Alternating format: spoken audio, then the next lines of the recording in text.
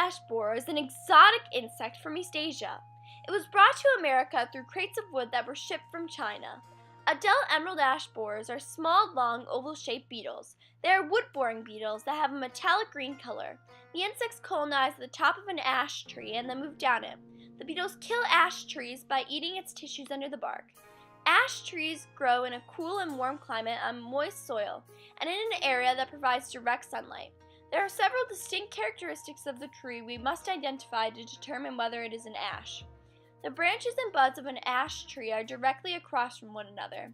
When trying to identify opposite branches, note that not every branch or bud on the tree will have an opposite partner, because buds and limbs can die. The leaves of an ash tree are compound and have 5 to 11 leaflets. The leaflet margins can either be smooth or toothed. The bark of a mature ash tree is tight and has a unique pattern of diamond-shaped ridges. The bark of a young ash tree is fairly smooth. Lastly, the seeds that are present on ash trees are dried and oar-shaped samaras. The outer bark is the tree's protection from the outside world. The bark insulates against heat and cold and protects itself against certain insects.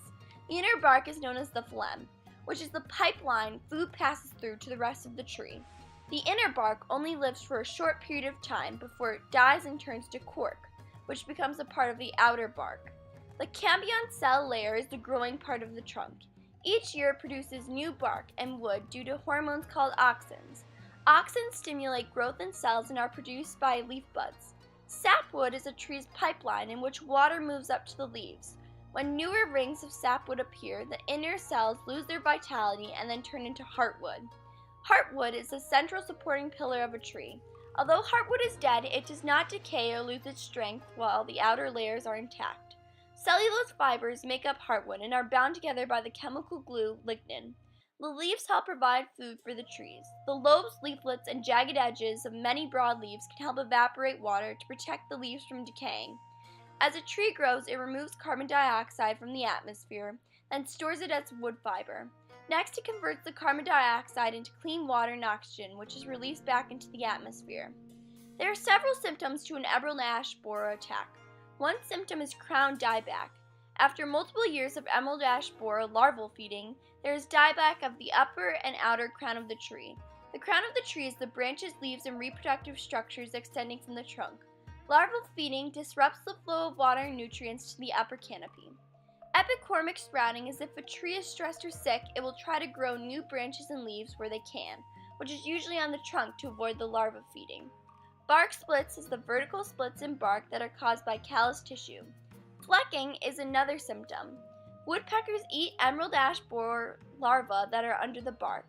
If there's a large amount of larvae under the bark, the woodpecker will damage the tree. Emerald ash borer beetles are very harmful and put 16 species of ash trees at risk. There are various treatment options like insecticides to help control the insects. However, emerald ash borer beetles are still a detrimental issue for ash trees. The emerald ash borer beetles are typically found in terrestrial habitats. The terrestrial biomes they are located in are typical North American forest. In the United States, the only thing emerald ash borer beetles require is their host plant, ash trees. Trees are essential for the environment, and emerald ash borers pose a huge threat to the ash tree population. Something must be done, and the question is, how will you help save the ash trees?